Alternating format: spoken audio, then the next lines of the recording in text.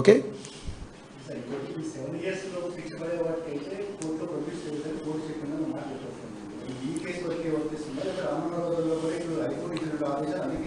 అన్నిటికీ వర్తిస్తాయి.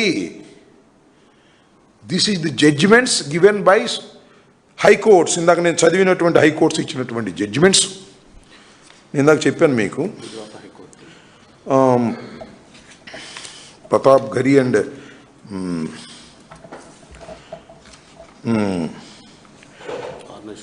అర్నీష్ Kumar versus state of Bihar, అలాగే ప్రతాప్ గది వర్సెస్ స్టేట్ ఆఫ్ గుజరాత్. ఈ రెండు కేసులు ఫాలో అవుతున్నారు. Throughout the India is following. దీన్ని బేస్ చేసుకుని high court has given circulars to all the magistrates and to all the police stations. The circulation has given, but they are violated. Violate చేసినప్పుడు ఏం చేయాలి? Contempt of కోర్టుకి వెళ్ళాము. అదే జరుగుతుంది వాళ్ళ.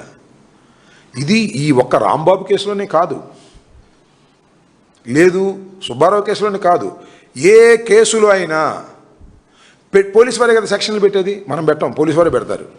ఆ పెట్టినటువంటి సెక్షన్లు ఐపీసీ ప్రకారం ఆ పెట్టినటువంటి సెక్షన్లు దాని యొక్క శిక్షా పరిమితి ఎంత అంటే 7 సంవత్సరాలు కన్నా లోపు అనుకో. సింపుల్. పోలీసు కళ్ళు మూసుకుని అబ్బాయి సంతకం పెట్టి నువ్వు బెయిల్ తీసుకెళ్ళిపోమని చెప్పాలా ఆ సెక్షన్లు వేస్తే. ఆ సెక్షన్లు కాకుండా మోర్ దెన్ 7 years శిక్ష పడే సెక్షన్లు వేశారనుకో, అప్పుడు కోర్టులో ప్రొడ్యూస్ చేయాల్సిందే.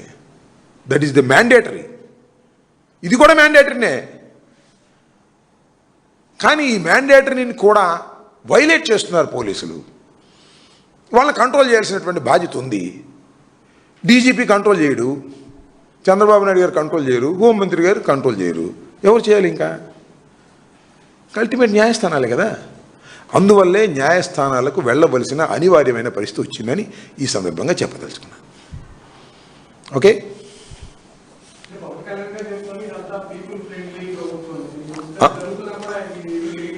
ఏంటండి?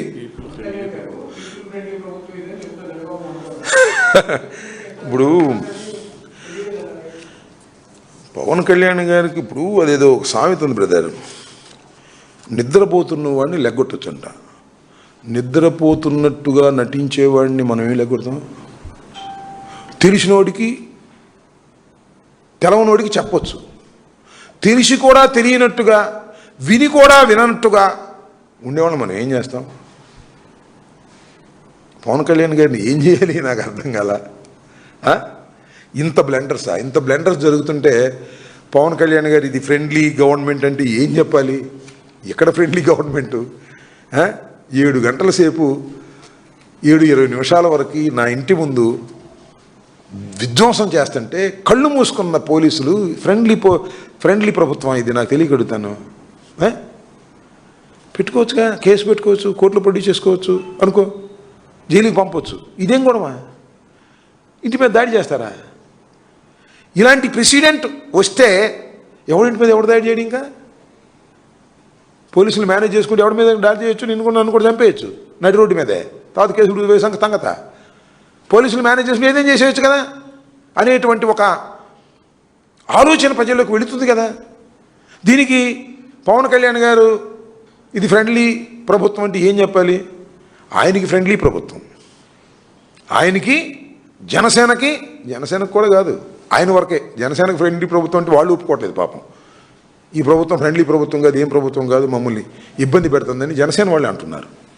కానీ జనసేనకి ఇది ఫ్రెండ్లీ ప్రభుత్వం కాదు, కానీ పవన్ కళ్యాణ్ గారికి మాత్రం ఇది చాలా ఫ్రెండ్లీ ప్రభుత్వం, ఆయనకు కావాల్సిందంతా ఇస్తున్నారు అని అనుకోవాలి మనం. అంతకుమించి ఏముంది? ఆయన ఫ్రెండ్లీ ప్రభుత్వం అంటాడు, అసభ్యంగా మాట్లాడినందుకే దాడులు జరుగుతున్నాయి అంటాడు. ఏం మాట్లాడి నాకు అర్థం కాల పవన్ కళ్యాణ్ గారు.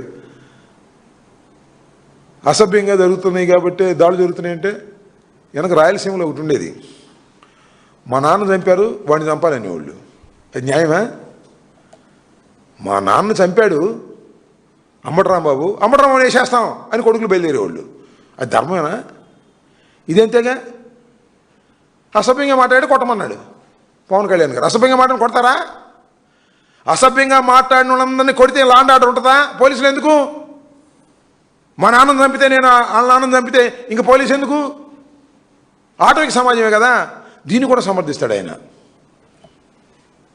వాళ్ళ నాన్న చంపారా, వాళ్ళు మాత్రం ఏం చెప్తారు, వీళ్ళ నాన్న చంపారు, అంతేగా, ఏమో సింపుల్ అంటే.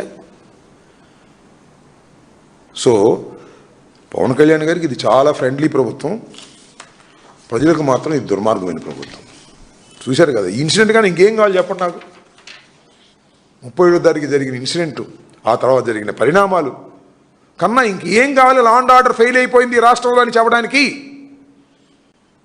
ఊరినే తప్పనొచ్చి దాడి చేసి వెళ్ళిపోతే that is a different matter. పోలీసులు అక్కడ పారిపోతారు, that is a different matter.